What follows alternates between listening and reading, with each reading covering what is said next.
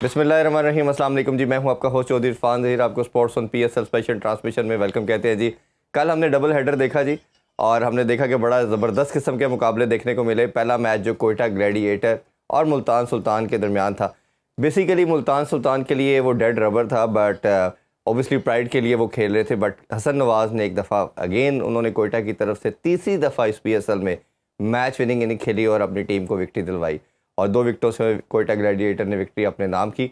Second match था, वो सबसे इंपॉर्टेंट मैच समझा जाता था इस पीएसएल का, लाहौर कलंदर और पेशावर ज़ल्मी का। ऑब्वियसली जिसने जीतना था उसने प्ले ऑफ के लिए क्वालिफाई करना था और वो हमने देखा कि 23 रन से लाहौर कलंदर ने विक्ट्री अपने नाम की।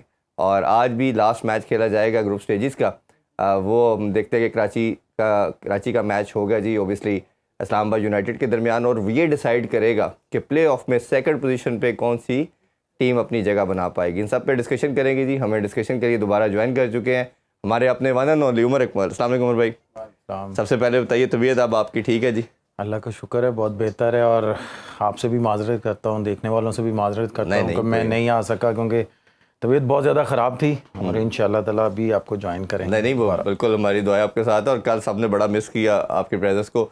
उमर भाई, डिस्कशन तो आगे मैचेस की करते हैं। ये पीसीबी का ये इकदाम कैसे देखते हैं जो उन्होंने इस पूरे पीएसएल को पाक फोर्सेस के नाम पे किए? इस हवाले से कुछ कहना चाहें आप? देखें, सबसे पहले तो जितनी भी कंट्रीज़ हैं वो अपने बड़े बड़े इवेंट, जब भी कोई इस तरह की प्रॉब्लम्स होती हैं, वो अपने सारे इवेंट्स क्लोज़ कर चुकी होती है। लेकिन हमारी गवर्नमेंट को, हमारी पाक फ़ौज को फुली क्रेडिट जाता है कि उन्होंने पीएसएल को रोका नहीं है। विद इन 1 वीक उन्होंने फिर से स्टार्ट कर दिया और बड़ा पूरी दुनिया में एक बड़ा अच्छा मैसेज उन्होंने दिया है कि जी पाकिस्तान सेफ़ कंट्री और पाकिस्तान बदल चुका है। और साथ में आर्मी चीफ आए हैं और जिस तरह का मोहसिन नकवी साहब ने इन सब का वेलकम किया है और ग्राउंड में ये आए हैं और सबको बहुत ज़्यादा रिस्पेक्ट दी है। तो मेरा ख्याल है कि जितनी तारीफ़ की जाए उतनी कम है और इंशाल्लाह इस तरह के और आगे भी इवेंट्स होंगे तो इंशाल्लाह ताला कि पाकिस्तान आर्मी पूरा सपोर्ट करेगी पाकिस्तान की क्रिकेट को। नहीं, जो भी इवेंट होगा, चाहे वो हॉकी हो, फुटबॉल हो, हमारी कबड्डी हो, जैसा भी स्पोर्ट्स के हवाले से, तो इंशाल्लाह ताला आर्मी ज़रूर इसको बैक करेगी। और हमने देखा कि हमने 6-7 साल 8 साल बड़ा स्ट्रगल किया, बड़ा सफ़र किया इस कौम ने, और हम खेलों से डिप्राइव रहे हैं, लोग हमारे फैंस दूर रहे हैं।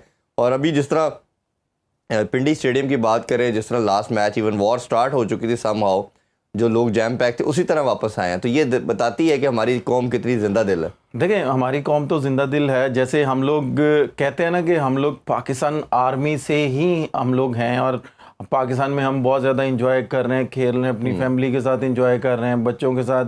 और हमारी पाक आर्मी बॉर्डर पे बैठी हुई है और वो हमें सेव कर रही है। और इसी तरह आज पाक आर्मी ने, आप ये कह लें कि ग्राउंड में आके उन्होंने ये भी बताया कि स्पोर्ट्स में भी हम आपके साथ हैं और अगर आप हर जगह हमारे साथ हैं और हमें बैक करते हैं या हमें सपोर्ट करते हैं या कुछ भी, जैसे हमारे बड़े बड़े सिंगर्स पाक आर्मी पे बड़े बड़े गाने बनाते हैं, हमारे मुल्क पे बड़े बड़े गाने बनाते हैं, तो आप ये कह लें कि मुझे तो बड़ी खुशी हुई है कि जैसे आर्मी वहाँ पे आई है और उन्होंने बताया है, पूरी दुनिया को मैसेज दिया है कि भाई नेक्स्ट टाइम कोई इस तरह का यहाँ पे नहीं हो पाएगा और ना हम करने देंगे।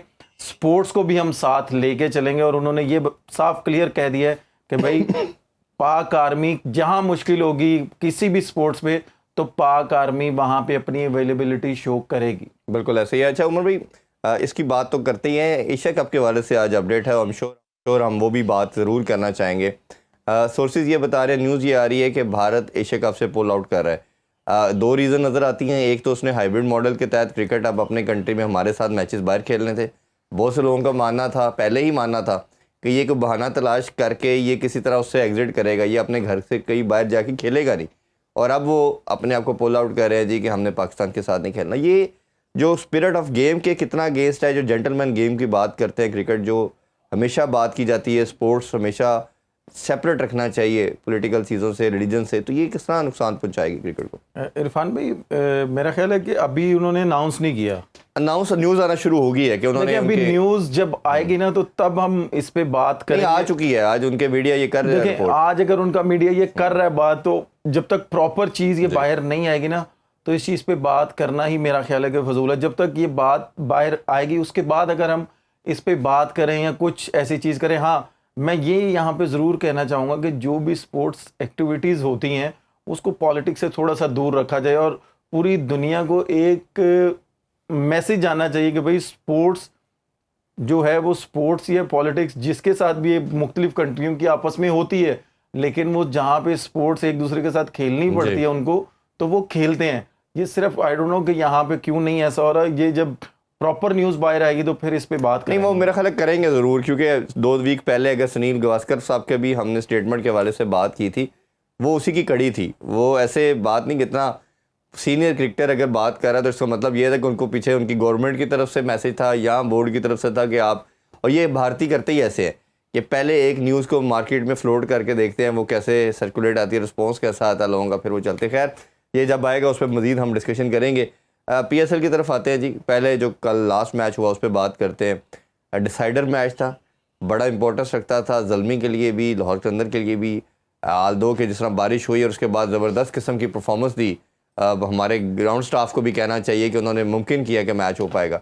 तो आप बताइए, ये मैच के अंदर 13 ओवर का मैच था, टॉस जीत के जब उन्होंने बॉलिंग का फैसला किया बाबर आजम ने, ये डिसीजन कैसा था? क्योंकि लोग सबसे यही बात कर रहे हैं, लास्ट मैच में भी आपने 237 करवा दिए, कल भी आपने ज़्यादा रन करवा दिए, तो पहले खुद बैटिंग क्यों नहीं की? देखें, जब से ये टूर्नामेंट स्टार्ट हुआ है, आप और मैं यही बात कर रहे हैं कि जी जो भी टॉस जीते अगर वो पहले बारी करता है तो उसके लिए आसानी होगी मैच जीतने के लिए, क्योंकि अगर कम भी स्कोर होता है तब भी उसके लिए आसानी होती है, और अगर ज़्यादा होता है तब भी, सिवाय मेरे ख्याल है कि 1-2 मैच ही हुए हैं या 3 मैच ज़्यादा से ज़्यादा हुए होंगे जो स्कोर चेज़ हुआ है जी। और उसके बाद आप ये देखेंगे जब आपको पता है कि भाई आपका ये मैच डिसाइड ही होना है कि भैया आपने अगले राउंड में जाना है कि नहीं जाना, तो फिर आप बड़े मैचों में क्या करते हैं? मुझे ये नहीं समझ आई कि बड़े मैचों में जो टीमें होती हैं वो पहले बारी लेते हैं। हाँ बिल्कुल ऐसे। शाहीन ने भी कहा कि अगर हम जीते हम भी बैटिंग करते। ठीक है, पहले बारी लेते हैं और चाहे जितना मर्जी टोटल होना, तो दूसरी टीम ऑटोमेटिकली प्रेशर में आती हुई है कि भाई हमने इसको चेस करना है। उसमें अगर वो गलतियां करते हैं तो उसमें वो स्ट्रगल करते हैं। लेकिन इसमें मैं ज़रूर क्रेडिट देना चाहूँगा जो हमारे पिंडी के ग्राउंड्समैन हैं, जो क्यूरेटर्स हैं, उन्होंने जिस तरह का ग्राउंड तैयार करके दिया। बारिश हुई लेकिन उन्होंने मैच करवाया, और उसके बाद जिस तरह की बैटिंग फ़खर ने की, मैंने हाइलाइट्स देखी थी लेकिन मैंने इतनी नहीं देखी, लेकिन जिस तरह आप भी कहते हैं कि जी फ़खर स्कोर करता है तो लोग जीतता है जी, लेकिन मेरे ख्याल है कि इससे फ़खर ने तो किया ही किया स्कोर, लेकिन एज ए बॉलिंग यूनिट जिस तरह शाहीन ने बॉलिंग की है, सलमान मिर्ज़ा ने 4 आउट किए हैं, फिर उसके बाद हारिस ने कह सकते हैं कि आप स्पोर्टिंग बॉलिंग की है। और लेकिन मेन डिफरेंस तो सलमान मिर्ज़ा की, मैं दोनों की ज़्यादा बात कर लेते हैं। फ़खर की हम बात थोड़ी सी मज़ीद करना चाहेंगे। बहुत ज़्यादा उस पर रिलाई कर रहे हैं, और जिस तरह की कल उन्होंने इनिंग्स बिल्ड की, फिर आके आल-दो अभी भी मुझे लगता है कहीं ना कहीं वो जो पुराना फ़खर हम देखते हैं वो नज़र नहीं आ रहा, जिस तरह मार धाड़ करते आप भी इसको सेकंड करेंगे, बट खेलता है फ़खर तो लाहौर के अंदर जीतता है। तो ये इनकी परफॉर्मेंस से और हाईएस्ट रन गेटर भी बन चुके हैं इस PSL के अभी तक। ओवरऑल आप किस तरह सम अप करेंगे? मैंने तो आपको पहले ही कह दिया था कि एक इनिंग्स लगेगी ये टॉप पे चला जाएगा जी। उसके बाद अगर ये अगले राउंड में जाएगा तो ये पलट के देखेगा नहीं किसी को। ठीक है, अब डिपेंड करता है कि फ़खर पे अगर पूरी टीम रिलाई कर रही है तो मेरा ख्याल है कि पूरी टीम के कोई 1-2 लड़कों को, अब्दुल्ला शफीक माशाल्लाह अब सीनियर प्लेयर हो गया है, फिर उसके बाद आप ये कह लें कि आसिफ अली सीनियर प्लेयर है, दुनिया की हर लीग खेलता है। कल भी उसको 6 बॉलें दी नहीं 6 बॉलें नहीं दी, उसने खुद ही 6 बॉलें खेली हैं। मैंने तो इतना देखा है, वो अभी 13 ओवरों में ऑलमोस्ट 2-3 ओवरों में नहीं आया वो। मेरा ख्याल है कि 10वें ओवर में वो अंदर था कि 13 ओवरों का भाई मैच था ना। 13 ओवरों का मुझे पता है। 11वें ओवर में आई गेस 10 ओवर और 3 बॉलों पे वो अंदर आया, उसने पहली बॉल पे छिक्का मारा है। तो उसके पास बॉल थे, लेकिन वो टीम के मुताबिक जो सिचुएशन थी उसके मुताबिक वो खेला है। लेकिन बात करने का मकसद ये है कि इनको फ्रंट पे आना चाहिए, और ये कहेंगे अगर आप जैसे फ़खर पे रिलाई कर रहे हैं तो आप हम पे भी रिलाई करके देखें। अब्दुल्ला शफीक आपकी वनडे क्रिकेट का वो मेन प्लेयर है, टेस्ट क्रिकेट का वो मेन प्लेयर है। ठीक है, अभी उसको T20 नहीं मिले, लेकिन अभी तक वो लीग में लाहौर कलंदर की टीम उस पर रिलाई करती है, चाहे जितना भी करती है। आसिफ अली है कि फ़खर के साथ अगर ये दोनों साथ दें तो लाहौर की भी बहुत अच्छी साइड हो सकती है। अच्छा, दूसरा इनका जो मेन प्लेयर था जिसने विक्ट्री में बड़ा रोल प्ले किया सिकंदर रजा, वो अब कल मैच के बाद चले गए हैं। उनका टेस्ट मैच के लिए इंग्लैंड के साथ जो उन्होंने टेस्ट मैच एक खेला जाएगा नोटिंघम में, वो जा चुके हैं। तो उसका कितना इफेक्ट आएगा? क्योंकि डेरल मिचेल बड़े अच्छे परफॉर्म कर रहे थे, वो चले गए हैं। अब सिकंदर रजा भी अवेलेबल नहीं होंगे, तो इससे लगता है कि ये अब लाहौर के अंदर कहीं ना कहीं स्ट्रगल कर सकती है, जाहिर सी बात है। अब जो और इवन कीपर भी उनके वो नहीं है, जो जाहिर सी बात है, जो विनिंग कॉम्बिनेशन होता है वो तो डिस्टर्ब होता ही है आपके प्लेयर जाने से। लेकिन होपफुली कि उनकी जो बाहर टीम बैठी हुई है, जो आप ये कह लेंगे अभी श्रीलंका का उन्होंने प्लेयर मंगवाया है, वो उससे कीपिंग करवा रहे हैं। होपफुली उन्होंने आगे भी चीज़ें सोची होंगी कि भाई हमने किस प्लेयर को बुलाना है, और उनकी वो टीमें काम कर रही होंगी। होपफुली वो अच्छे प्लेयरों को बुलाएंगे जो मैच विनर होंगे।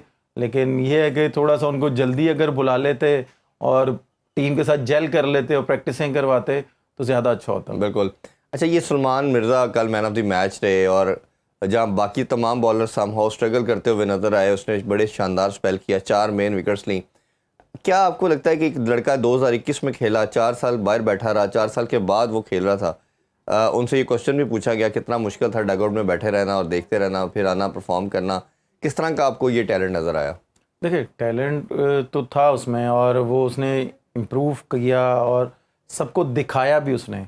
और जिस तरह की उसकी बॉलिंग थी, मैंने जैसे पहले बोला ना कि मैं लाइव देख नहीं पा रहा था क्योंकि मेरी कंडीशन ऐसी थी, और जब मैंने उसकी बॉलिंग देखी है तो यकीन माने कि उसकी बॉलिंग में मज़ा आया देखने का। उसने एक बॉल पीछे किया है तो उस पे उसको बाउंड्री लगी, उसको फ़ौरन उसने विकेट की अवेयरनेस की है कि यार यहाँ पे पीछे वाला बॉल निकल नहीं रहा, तो अगर मैं इनको टीज़ वाली लेंथ, जैसे क्रिकेट की लैंग्वेज होती है कि भाई इसको टीज़ वाली लेंथ पे बॉल करना है, टीज़ इसको करना है, और वो उस लाइन को हिट कर रहा था तो उसमें उसको विकेट्स मिल रही थी। तो ये चीज़ उसमें बहुत अच्छी मुझे नज़र आई है कि उसने फ़ौरन से विकेट को देखा है और कह लेंगे जज किया विकेट को कि यार इधर पिछला वाला बॉल करना थोड़ा सा आसान होगा बैट्समैन के लिए, इसलिए उसने वो आगे वाली लाइन पकड़ के उसने आउट किया। बिल्कुल, और बड़ा मेरा ख्याल इम्प्रेसिव किस्म का स्पेल था। अच्छा, थोड़ी सी बात हम पेशावर ज़ल्मी की बैटिंग पे करना चाहेंगे। बहुत ज़्यादा रिलाय बाबर आजम पे, साइम पे किया जा रहा था। साइम एक जिसे कहना चाहिए गेम अवेयरनेस की तरह आप तरफ जाना चाहिए, आप हिट विकेट हो रहे हैं तो मतलब आप खुद रिस्पॉन्सिबल हैं, एक किस्म की आपने खुद विकेट थ्रो कर दी। फिर बाबर ने लास्ट इनिंग बड़ी अच्छी खेली थी, 94 रन की, लगता था कि फॉर्म वापस आ चुकी है, बाबर कुछ करेंगे। टोटल समहाउ इतना बड़ा नहीं था, जबकि T10 अब आ चुकी है, 13 ओवरों में 150 मुश्किल नहीं है, तो ये दो पे बहुत रिलाई कर रहे थे। तो आप इन दोनों की परफॉर्मेंस को कैसे एनालाइज करेंगे? देखें, जैसे मैंने आपको बताया ना कि साइम अयूब को मैंने देखा, वो आई गेस वो एक शॉट खेलते हैं, हाँ, जिसको जो पीछे की तरफ करते हैं वो उन्होंने पहले प्लान किया हुआ था और बॉल आगे उनको आया, उन्होंने बड़ा अच्छा जज किया, लेकिन वो हेड विकेट हो गए, जो कि उनको पहले प्लान नहीं करना चाहिए था। जो कि उनकी नेचुरल गेम होती है कि वो पहले बॉल को देखते हैं, उसके बाद वो शॉट डिसाइड करते हैं। लेकिन वो आउट हुए हैं, उससे बहुत ज़्यादा फ़र्क पड़ा है। बाबर जैसे आउट हुआ है, नो डाउट कि उसने 94 की है लेकिन बड़े मैच में अगर बड़ा प्लेयर परफॉर्म करे, जैसे पूरी पेशावर ज़ल्मी इन दोनों पर रिलाई कर रही थी, तो इन दोनों को रिस्पॉन्सिबल होना चाहिए था कि भाई इस मैच में हम दोनों ने करना ही करना है। हमने कुछ भी करके, इतना बड़ा टोटल नहीं, हम दोनों में से एक प्लेयर भी खड़ा रहा या एक बंदा भी एंड तक रहा ना, तो हम ये मैच आसानी से ले जाएंगे। उसके बाद देखे ना कि अहमद दालियान ने जैसी आके हिटिंग की जी, वो लग ही नहीं रहा था कि वो बॉलर है, तो उसने इतनी क्लीन हिटिंग की है। तो अगर कोई दोनों में से एक एंड तक जाता तो मेरा ख्याल है कि मैच आसानी से जीत सकते थे। उमर भाई, एक बड़े, मैं कल वही देख रहा, जैसे अहमद दानियाल की आप बात करें, तो सब मास सदाकत है, उसने एक मैच जिताया हुआ है ज़ल्मी को। जब इतना टैलेंटेड लड़का आपके डगआउट में बैठा है और आपकी सिचुएशन भी ऐसी है कि आपको 11-12 के स्ट्राइक रेट के साथ खेलना है, आप उसके साथ ट्राई पहले करें, उसको फिर 5वें-6ठे नंबर पर भेजा गया जब ऑलमोस्ट मैच ख़त्म हो चुका था। सर देखे ना कि बात वही आ जाती है ना कि आपके जो पाकिस्तान के मिडल ऑर्डर्स हैं, जिनको आपने ग्रीन कैपें दी हुई हैं, अगर इतना कम टोटल आपको मिला है और आप वो भी नहीं चेज़ कर पा रहे और बॉलिंग क्या आगे चल रही है, तो फिर मेरा ख्याल है कि आपको खुद ही आइडिया हो जाना चाहिए कि भाई पहले इनको फर्स्ट क्लास क्रिकेट खिलाओ, उधर मैच्योरिटी थोड़ी सी लेके आओ इन प्लेयरों में। इनको ज़रूरी नहीं है कि भाई एक सीज़न या 3-4 मैच खेलें तो आप इनको उठा के कैंप में ले आएँ और वहाँ पे आप इनकी जी ट्रेनिंग शुरू कर दें। ट्रेनिंग तो हर बंदा इंडिविजुअली करता रहता है जी। जब तक आप इनको ग्राउंड में नहीं रहने देंगे, फर्स्ट क्लास क्रिकेट नहीं खेलने देंगे, या 4 डे क्रिकेट आप इनको बोलें कि भाई जाओ 4-4 दिन का मैच खेल के आओ, जब 4 दिन में आपको पता हो कि यार इस लड़के की हमने रिपोर्ट लेनी है, आपके उधर ऑफिशियली अंपायर्स होते हैं, मैच रेफरीज होते हैं, आप उनसे इनकी रिपोर्ट मांगे। जैसे मैं बोलता हूं कि भाई आप मेरी रिपोर्टें मंगवा के देखो कि भाई पाकिस्तान के आप अंपायर हो, मैच रेफरी हो, तो भाई आप उनसे रिपोर्टें मंगवा के देखो कि भाई मैं कितने ओवर के लिए बाहर जाता हूं, या मैं कितना कितना रेस्ट करता हूं, या मैंने कितनी कितनी लंबी बारी ली है। तो इसी तरह हमारे सिलेक्टरों को चाहिए कि भाई आपने ठीक है जो गलतियां कर दी हैं कि जिन्होंने परफॉर्म नहीं किया होता, कुछ भी नहीं किया होता, तो आप उनको जी आगे रिकमेंड कर देते हैं और आगे वो जो टीम मैनेजमेंट होती है वो उसको आसानी से ग्रीन कैप दे देती है। तो आप जब तक उनको 4 डे क्रिकेट नहीं खिलाएंगे या 1 डे क्रिकेट नहीं खिलाएंगे, आप उनको बोल देंगे जी आप एक अनाउंसमेंट कर दें कि भाई जो भी सिलेक्शन होगी 4 डे की क्रिकेट या 1 डे क्रिकेट से होगी, PSL से नहीं होगी। एक क्राइटेरिया फाइंड आउट कर दें कि भाई ये इस तरह होना है, तो फिर आप देखिएगा कि सारे लड़के 4 डे और 1 डे की तरफ कैसे भागेंगे। आज आपको भी पता है, मुझे भी पता है, और हमारे पाकिस्तान के सिलेक्टरों को भी पता है, क्रिकेट बोर्ड को भी पता है कि भाई हर लड़का PSL मांग रहा है, हर लड़का T20 मांग रहा है, कोई लड़का 4 डे खेलने के इंटरेस्ट में नहीं है, कोई लड़का 1 डे खेलने के इंटरेस्ट में नहीं है, मजबूरी के तहत खेल रहे हैं। पहले आज से अगर आप 10 साल पीछे चले जाएं, 10 साल भी मैं बहुत कह रहा हूं कि आप 6 साल या 5 साल पीछे चले जाएं, तो हर लड़का 4 डे खेलने की कोशिश कर रहा था कि भाई हमने इसमें परफॉर्म करना है, इसमें टॉप 10 में आएंगे तो हम कम बैक करेंगे या पाकिस्तान टीम में कैंप में नाम आएगा। ये नहीं कहते थे वो कि हम टीम में खेलेंगे जी। वो ये कहते थे कि हमने कैंप में जाना है, कैंप में जाके हमने उधर अगर ट्रायल मैचेस होते हैं, प्रैक्टिस मैचेस होते हैं, हमने उसमें परफॉर्म करना है अगर हमें मैचेस मिल गए तो ये हमारा उस वक्त होता था। प्लेयरों का माइंडसेट ये होता था। आजकल क्या आपके सामने भी है, मेरे सामने भी है, जितनी भी दुनिया में क्रिकेट हो रही है वो सिर्फ ये कहते हैं कि भाई पाकिस्तान के प्लेयरों को बस PSL मिलना चाहिए और कुछ भी नहीं होना चाहिए। और ये देखें कि जितने भी सीनियर जर्नलिस्ट हैं हमारे पाकिस्तान के और जितना भी मीडिया हमारे पाकिस्तान का, आप उनसे भी पूछ के देख लें, वो भी आपको यही बोलेंगे कि भाई 4 डे की तरफ कोई भी नहीं जाता। यानी कि इवन आई गेस के हमारे जो एक प्लेयर हैं शुएब मोहम्मद साहब, ठीक है, वो कराची में मैच हो, यकीन माने वो कोई मैच छोड़ते नहीं है, वो पूरा मैच देखने के लिए आते हैं। मैं अक्सर उनको देखता होता हूँ, एक चैनल पे वो बैठे होते हैं जी, वो अक्सर बात कर रहे होते हैं। यकीन माने कि उनकी गेम अवेयरनेस इतनी अच्छी है कि मैं आपको बता नहीं सकता। ऐसे लोग चाहिए ना जी हमें, जो इतने कीन ऑब्जर्वर भी हों और वो पूरी पेन लेके करें। अब ये ऑब्वियसली ये आपने कई लाइन ड्रॉ करनी है, लड़कों को बताना, बट हर लड़का अनफॉर्चुनेटली लीग क्रिकेट की तरफ चला गया, पैसे कमाने की तरफ रुझान चला गया। ये लाइन तो बोर्ड ने ड्रॉ करें। ब्रेक की तरफ बढ़ते हैं जी, ब्रेक से वापस आके बात करेंगे। दूसरा मैच खेला गया, उसमें मुल्तान सुल्तान को एक दफ़ा फिर डिफीट हुई, कोयटा फिर विक्टोरियस रहा, वो पॉइंट टेबल पर नंबर 1 आ चुके हैं। इस पर बात करेंगे, हमारे साथ रहिए। Welcome back in sports on, आप देख रहे हैं PSL स्पेशल ट्रांसमिशन जी।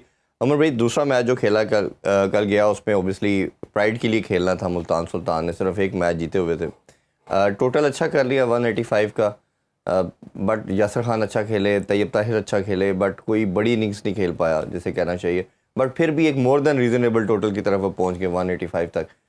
फिर अगेन उसको जब आपने रोकना था, 5 आउट भी कर लिए 120 के करीब, हसन नवाज आते हैं और वो फिर एक दफ़ा मैच लेके चले जाते हैं। तो आप मुल्तान की परफॉर्मेंस को बाद में एनालाइज करेंगे, पहले हसन नवाज की बात करेंगे। ओपनर था, मिडल ऑर्डर पे खिलाया, तो अब 3 मैचेस वो जिता चुके हैं कोयटा को। बात वही आ जाती है ना कि नो डाउट कि वो अच्छा खेल रहा है और माशाल्लाह जिस तरह का उसका टाइम चल रहा है, अल्लाह पाक उसका इसी तरह टाइम कंटिन्यू करे और क्रिकेट में वो इतना नाम कमाए कि वो पीछे पलट के ना देखे।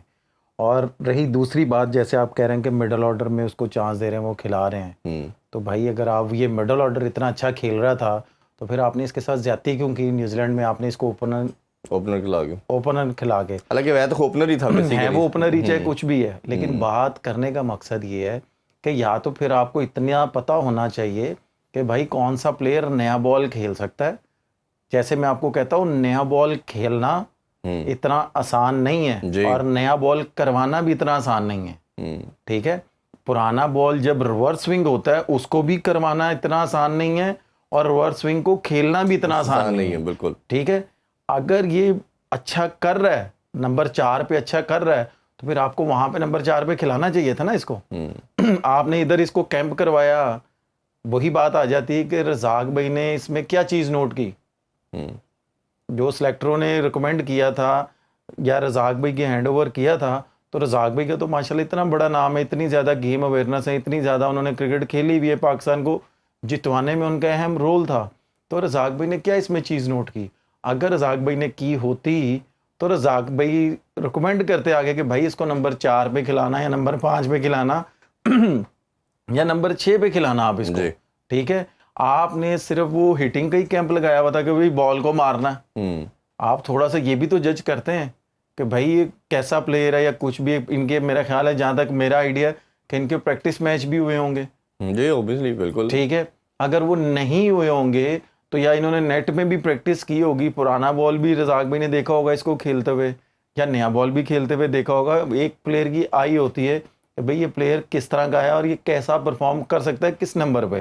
तो मेरा ख्याल है कि अगर रजाक भाई रिकमेंड करते कि भाई इस नंबर पे खिलाना, तो रजाक भाई की बात को इनको रद्द नहीं करना चाहिए था, बल्कि माननी चाहिए थी। ये तो अब रजाक भी बता सकते हैं कि मैंने रिकमेंड किया था as a opener, as a middle order. हमने जो सरफराज भाई भी शो में आए थे, हम दोनों ने उनसे डिस्कशन भी की थी। ये पॉइंट हमने रखा था कि आपकी टीम में कई ओपनर खेल रहे हैं, 4-5 ओपनर खेल रहे हैं, और आप किसी को वो नंबर नहीं दे रहे। इवन बच्चा छोड़ रहा है, बाकी प्लेयर छोड़ने को तैयार नहीं है। तो उन्होंने कहा जी हमें 4 पे रिक्वायरमेंट है, इसलिए हमने 4 पे खिलाया। अब ख्वाजा नाफे की भी बात करते हैं। कल हमने देखा कि उन्होंने भी बड़ा शानदार 50 की, और वो भी ओपनर है। पहले मैच के अंदर एक मैच में उनको 6ठे नंबर पे खिलाया गया। दूसरी तरफ साउथ शकील की अगर बात करनी चाहिए, क्योंकि इसलिए करनी चाहिए, आप जीत रहे हैं, इट डजंट मीन कि आप ठीक कर रहे हैं सब कुछ। आपकी कमियां, जो लूप होल हैं, वो हाइड तो हो जाते हैं, लेकिन 24 गेंदों पे 19 करना, अगर ये कोई फाइनल होगा, ऐसी कोई क्रच मोमेंट आएगी, आपको लगता नहीं कि अभी भी वो अपनी कप्तानी की एक साइड पे प्रेस जितना करें वो कम है? बहुत शानदार कप्तानी कर रहे हैं साउथ शकील, सबसे बेस्ट कर रहे हैं, लेकिन अपनी जो इनिंग्स खेल रहे हैं वो उसी तरह है जिस तरह रिजवान की हमने बात की या समहाउ बाबर की बात की, कि उनकी परफॉर्मेंस से कोई इम्पैक्ट क्रिएट नहीं हो रहा। देखें, आपने और मैंने मुख्तलिफ चैनलों ने बड़ी बात की है बाबर की, रिजवान की जी। अब हम कर रहे हैं साउथ शकील पे। मेरा ख्याल है कि इस पे बात करना ही, मैं नहीं समझ रहा कि होनी चाहिए इस पे बात। इनको खुद सेंस होनी चाहिए कि भाई हम कहाँ पे गलत कर रहे हैं और कहाँ पे नहीं। इनको सबसे पहले ये सोचना चाहिए कि यार हम टीम के कैप्टन हैं, हम अपनी फ्रेंचाइज के कैप्टन हैं, इवन जो ऑनर है वो भी हमारी बात सुनेंगे जी। तो अगर मैं सारा कुछ चेंज कर लूँ, मेरी टीम अगर जीत रही है और मैं सारा कुछ कर लूँ, अगर एंड ऑफ द डे आप ये देखें कि अगर क्वेटा जीतेगी तो सबसे पहले ट्रॉफी कौन उठाएगा? वही हमने हमेशा बात की, कप्तान उठाता है, और उसका कप्तान नाम पहले उठाता आता है, सबसे पहले उसका नाम आता है, बाद में सारे प्लेयर्स आते हैं, ठीक है। तो ये चीज़ साउथ शकील को सोचनी चाहिए कि भाई अगर मेरी टीम जीतेगी, फाइनल जीतेगी, तो सबसे पहले मेरा नाम आएगा, क्वेटा का पहले नाम आएगा, फिर मेरा नाम आएगा, मैं पहले जाके मैं ट्रॉफी उठाऊंगा। वो इसको ज़्यादा प्राउड करेगी कि ये इसको करेगी, क्योंकि जैसे आप भी कहते थे कि मुख्तलिफ चैनलों पे लोग बैठे हुए थे, वो ये कह रहे थे कि यार रिजवान अपनी फ्रेंचाइज में टॉप तो कर रहा है लेकिन उसकी टीम नहीं जीत रही। जी। तो यही एक फ़र्क होता है गेम अवेयरनेस का और कप्तानी का। नो डाउट कप्तानी अच्छी कर रहा है, तो अगर ये नंबर नीचे ले आएगा, दूसरे प्लेयरों को ऊपर खिलाएगा, तो अगर अच्छा परफॉर्म करेंगे, आप ये देखें ना, नाफे अगर आया ऊपर तो नाफे ने आके परफॉर्म किया है, इन्होंने सर्कल कितना अच्छा यूटिलाइज किया है। ऐसे ही है, आप यही दूसरे एंड से फिर प्लस के स्ट्राइक रेट से खेल रहे हैं। मैं वही बता रहा हूँ ना कि दूसरे एंड से भी अगर अच्छा सर्कल यूटिलाइज हुआ हो तो आप ये देखेंगे आराम से और ये हो सकता है। ये जो सोच है, मैं तो ये समझता हूँ कि हम अपने रन कर लेते हैं और ये जो नीचे कोई लड़का है वो फिनिश कर लेगा। अब हर दफ़ा तो नहीं को फिनिश कर सकता। हसन नवाज की 2-3 दफ़ा हो गया, अब हर दफ़ा तो हसन नवाज नहीं है कि वो आपको जिता जाएगा और उसके कैच भी ड्रॉप हो जाएगा। ये इधर सोचनी चाहिए मेरा ख्याल है कि खुद जो फिनिश करने वाली, जो हम फॉरेन प्लेयर की बात करते हैं, विंस कर रहा है रन, टीम जीत रही है, वार्नर कर रहा है, टीम जीत रही है, रूसो कर रहा था, टीम जीत रही है, ये क्यों नहीं अप्रोच बन पा रही हमारे प्लेयर में? देखें, ये तो वही बात मैंने अभी जो पहले इससे पहले कही है ना, कि जो कैंप लगते हैं उधर जो कोचिज़ होते हैं वो गेम अवेयरनेस उनकी होती है, तो वो कोचिज़ लगते हैं पाकिस्तान क्रिकेट बोर्ड में। जो हमारे सेलेक्टर्स हैं उनको भी इतना पता होता है कि भाई कौन किस में कितनी कैपेबिलिटी है, यार ये कितना अच्छा कर सकता है और ये मैच जितवा सकता है कि नहीं जितवा सकता। बात वही आ जाती है कि अगर आप कैच नहीं पकड़ेंगे तो मैच कैसे विन होगा। वो गली मोहल्लों में कहते थे ना, जैसे मैंने क्रिकेट स्टार्ट की थी, यार वो कैच पकड़ोगे तो मैच जीतेंगे, नहीं तो कितने मैच जीते जाएंगे। कैचेस विन अगर मैचेस आप की जो हर लड़के को, हर टीम का आपको पता है कि यार ये टीम में फॉर्म में चल रहा है लड़का, तो आप उसको 3-3 4-4 चांस देंगे, तो वो तो फिर ऑटोमेटिकली अल्लाह ताला ने उसका दिन रखा हुआ है, उसका टाइम रखा हुआ अच्छा चलने का, तो ठीक है भाई, वो फिर कैसे छोड़ेगा। चले आपकी बैटिंग अच्छी नहीं आप कर पाते जी, बॉलिंग आप अच्छी नहीं कर पाते, लेकिन वाहिद क्रिकेट में एक डिपार्टमेंट है कि फील्डिंग फील्डिंग के भाई आपके वो हाथ में होती है कि मैंने कैसी करनी है। जी, अब इतने कैच छोड़ना लास्ट ऑफ 2-3 ओवरों में, तो वो फिर एक बंदा इतने सेट हुआ पड़ा है, तो उसको आप चांस देंगे आखिरी 2-3 ओवरों में, आपको पता है कि भाई इतना टोटल चाहिए, उसके साथ बॉलर खेल रहा है, जी, तो वो फिर कहाँ से छोड़ेगा। मुझे आपको बात बताएं ना। और जिस तरह वो अपने टाइम को कैश कर रहा है, मेरा ख्याल है जितना भी उसको क्रेडिट दें उतना कम है। बिल्कुल। अभी ब्रेक की तरफ बढ़ते जी, ब्रेक से वापस आके जो आज लास्ट मैच खेला जाएगा ग्रुप स्टेजेस का, उस हवाले से बात करेंगे। Stay with us. Once again welcome back in sports on. आप देख रहे हैं PSL स्पेशल ट्रांसमिशन जी। उमर भाई, 4 टीमें क्वालिफाई कर चुकी हैं, आज लास्ट मैच खेला जाएगा। सबसे पहले अभी हम स्कोर कार्ड की तरफ बढ़ते हैं जी, वो देखते हैं पॉइंट टेबल पे जो 4 टीमें हमारी क्वालिफाई कर चुकी है। कोटा ग्लैडिएटर टॉप पे है जी, उन्होंने 15 पॉइंट्स हासिल किए हैं और बड़ा ज़बरदस्त क्रिकेट खेली। 10 मैचेस में से 7 जीते हैं, 2 हारे हैं। किंग जो है वो फ़िलहाल 9 मैचेस के साथ दूसरे नंबर पे 12 पॉइंट्स हैं उनके। कलंदर तीसरी पोजीशन पे है जी, 10 मैचेस के साथ उन्होंने 11 पॉइंट हासिल किए, 5 जीते 4 हारे, 1 उनका ड्रॉ रहा। यूनाइटेड जो है वो 9 मैच खेले, पहले 5 जीते, 4 कंसेक्टिव हारे हैं, उनके 10 पॉइंट हैं। और जैसे आप जानते हैं कि ये 2 टीमें ज़ल्मी और सुल्तान ऑलरेडी बाहर हो चुकी हैं।